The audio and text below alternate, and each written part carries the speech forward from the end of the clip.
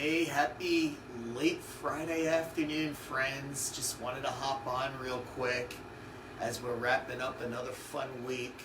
I'm sitting with my good friend Dr. George here.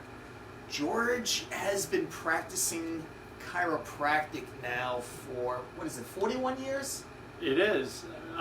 40 years. This is my 41st year. Since 1980, I got my license in Pennsylvania in 1980. 1980 in Pennsylvania. Long time. I'm in the Quakertown area right now. George practices about 5 miles from Quakertown, if you're wondering where am I. So I just wanted to sit down with George because if anybody knows about diet and lifestyle and what it takes to help people get healthy, it would be a chiropractor with hands-on experience for 40 years who has well over 30 years of teaching other doctors continuing education in rehabilitation, in sports, nutrition, etc. And I say that because I've known George now for a good 22, 23 years, give or take. So a couple of decades. And in any event, George and I both know what to do. I have a strong nutrition background and I help educate healthcare professionals like George and have done that for a very long time on diet and lifestyle. So I come to you and say that because knowing and doing are just not the same. And proof of the pudding is, here's a photo of my friend George and myself. And that photo is, I'm going to guess, somewhere between 2007, 2008. And you could tell we both had some good sized guts on. And we both had pretty pudgy faces. So knowing and doing really are not the same. And I say that because if you just keep doing what you're doing, you're going to keep getting the same old results. And sometimes you need the guidance of somebody else, somebody who has gone through a system, a structured system of health to help you make the changes that you need to make. Because like George and I, we have yo-yoed up and down in our weight through the years. What was the missing variable there? Well, what I think it is a lot of times people have bad habits and they get caught in ruts. And when they get caught in the rut, and let's say, for instance, when they're under stress, well, they stress eat. Yeah. So when you stress eat, you gain weight. It's simple mathematics. If you're taking in more than you're burning, you gain weight. If it's the same, you maintain your weight. If it's less, you lose weight. And then when you stress eat, you are what you eat. And depending on what you're eating when you stress eat, a lot of times people eat sugar or sugar products like Reese cups. That's your go-to, is it? My go-to, or at least it used to be. Or like iced cinnamon buns, whatever it is, it doesn't matter. When you do that, you affect your resting metabolism, and your resting metabolism slows down. And then people think, oh my God, I'm overweight, and they try to do something about it, and they go on a diet, and all of a sudden they lose a little weight, and then all of a sudden they gain back the weight and then some. And part of it is they try to do a lot of things which to them seems to make sense, and that's why you need a coach, that don't make sense. For instance, I'll give you an example. When people will use artificial sweeteners, and when you use these artificial sweeteners, you know, on paper it seems good because you're not getting the calories, but the problem is you slow down your metabolism.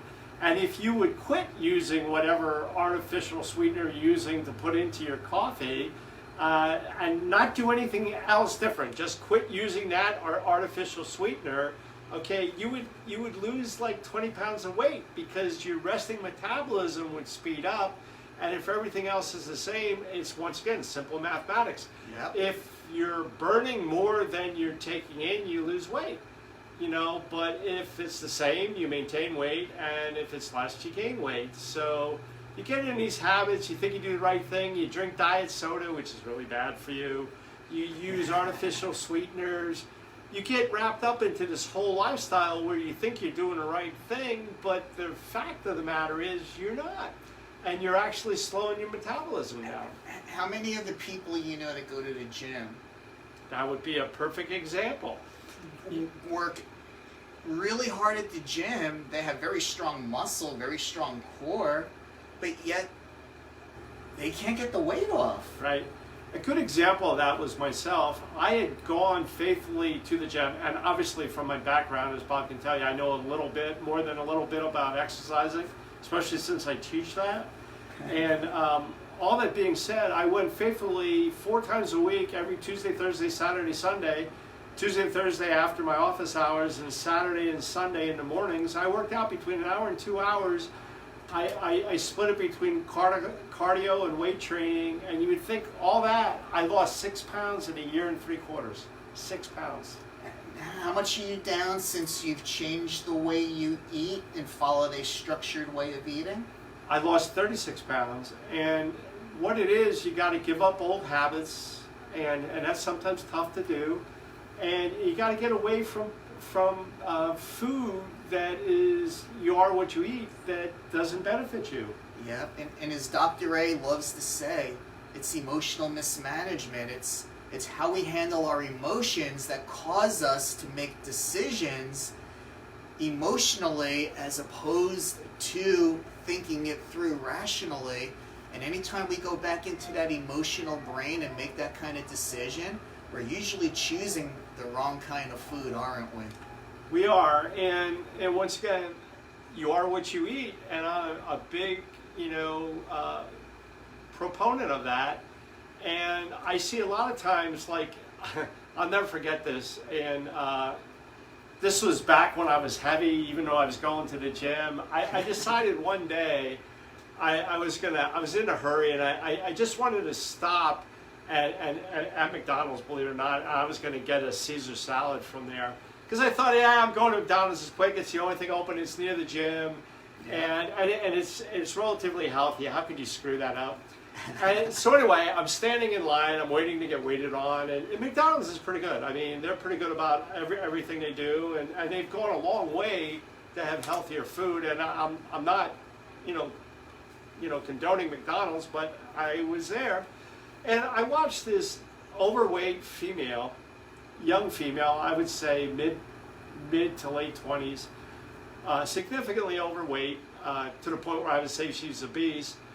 And I just watched what she ordered. She ordered a Big Mac, 2 large fries, and a strawberry shake. Oh my God. And I'm going like, what's that, about 3,600 calories? I don't even know without looking it up. It's 2 days worth of food. But I'm sure that's more than her daily intake, right? Yeah. She should have, been maybe at 1,800, 2,200 if she wanted to lose weight and get down. I would say this woman was well over 300 pounds, and she was taking, and then on top of it, she eats all that, and I watch her go back, and before she leaves, she gets a diet Coke or Pepsi, and I'm like, She gets a refill? a refill. So it's bad enough she drank the strawberry shake, and then she goes and gets a diet soda. I mean, Now, oh I'm my God. sure that satisfied her emotional, whatever stress she was feeling at the time. But how did she feel it, do you think, a half hour later, as that blood sugar level just exploded on her? Well, she had to be bouncing off the wall. That all had been laying heavily in her stomach, and she probably fell asleep to boot. Yeah. As opposed to going out and taking a walk or doing something or anything constructive. Movement is always good, and I'm sure she didn't move much. Probably went home, sat down, turned on the TV, fell asleep in the chair, and that was all she wrote. Well, let me put it to you this way. Anyone that happens to be listening in, it doesn't matter what diet you choose to do, because all diets will give you results, whether they're low fat, low carb, somewhere in between, Deflame, intermittent fasting, keto, Atkins, yeah. South Beach. Any of them will work until they don't work. And when you look at hardcore science 2 years out, any study, Most people are back to where they were 2 years later, and plus put on an added 5 or 10 pounds on top of that. And the major differentiator is they did not change the behavior that caused them to gain weight to begin with. So they rinsed and repeated and did the same old habits. Over and over again. And the program that I help guide people through is a structured system that helps you learn healthy habits, one little healthy micro habit at a time, until they become your new normal. Replace those habits that are no longer serving you. And that's why I've been able to maintain a healthy weight now going on 3 years or more. You gotta have focus. It's autopilot. Diet, to diet successfully, you got to have focus, commitment. You got to have a reason that's going to really motivate you to follow through. Yeah. And with that, most people don't have what it takes to do it on their own. It's challenging. And it really is. If you and I over the years couldn't do it on our own with everything that we know. Exactly. But yet we were able to do it, and what it is, it's about structure. So you need to have a plan, you need to be focused, you need to have a coach, and you need to persevere, to be persistent and consistent, and follow through with everything you're doing. And don't forget being in a community of like-minded people. When you have a bunch of people on the same page supporting each other, it makes a big, big difference. It's like the old saying, you like the company you keep. So if you want to get rid of those bad habits, and which I think is really important, if you truly want to lose weight and you don't want to fall back into it and gain that weight back, you gotta be with the right people, the right coach, the right group. You got to make that commitment, and you got to have the right company. So in closing, well, let me say this in closing, George.